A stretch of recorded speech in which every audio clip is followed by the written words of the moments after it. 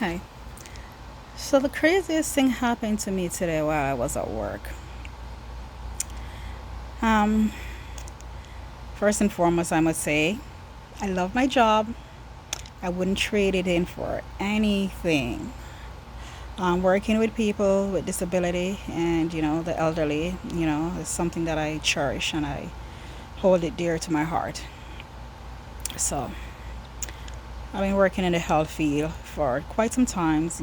Part being a CNA, and then I went to school and become a therapist.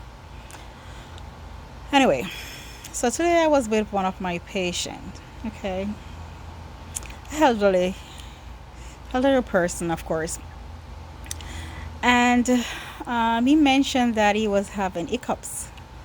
He'd been having hiccups for quite a few days. So when I saw him first, he had hiccups, and I said to him, I tried to scare him, but it didn't work.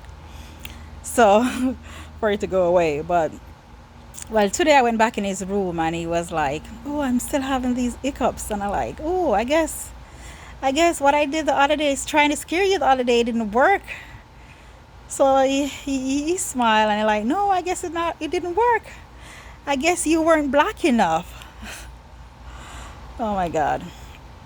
Well, when I heard that, it wasn't at the moment. I was like, "Wow." Like what? Like I wasn't what? Really?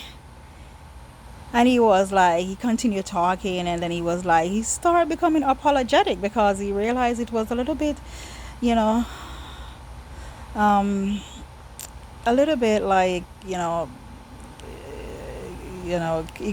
affected me somewhat a little bit, yeah. But it was like weird. It was a weird feeling. So he began to start apologizing and like saying that, oh, he was sorry, he didn't mean it that way, and he started beginning to say that, oh, a lot of white people, when they make some a comment like that, they started to point out where they were raised and all of that. And I don't have anything about against that. As people, we have inherent trait, and if you inherit that trait, then it's hard for you to get rid of it.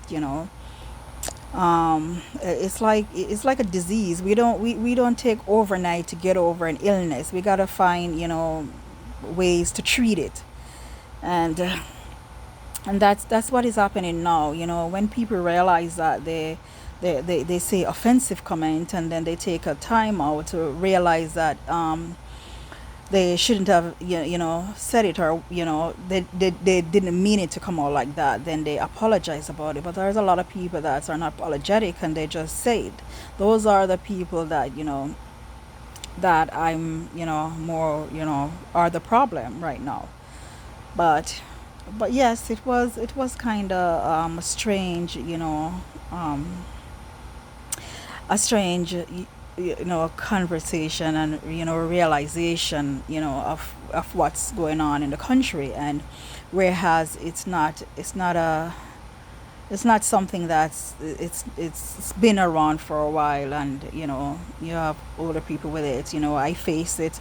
It's not the first time I come in contact with somebody with that assumption of race and color, of being different, make it point out. And each day, a lot of time, people of white complexion, white would say that we need to get over it, but you can't get over something when you're reminded of it each day. You're reminded of that you're different. And if you're reminded each day, whether it be by a cop, whether it be by your somebody you work with, or you work under, or you know regardless, whether you go into the supermarket, whether your profile, you're reminded of it each day.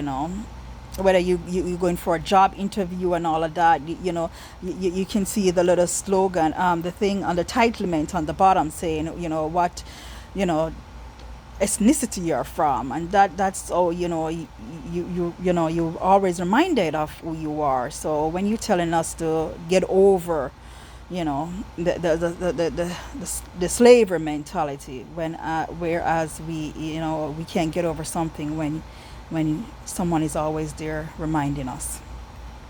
So, you know, as I said, you know, we're all part of the human race, and until we start realize that we're all equal, and you know, then you know, this world and this life will be a better place, and this the epidemic of racism will kind of, you know, we find a cure for it, and we will try to treat it each day, and our kids can inherit, you know, that assumption that we're all equal under God eyes, and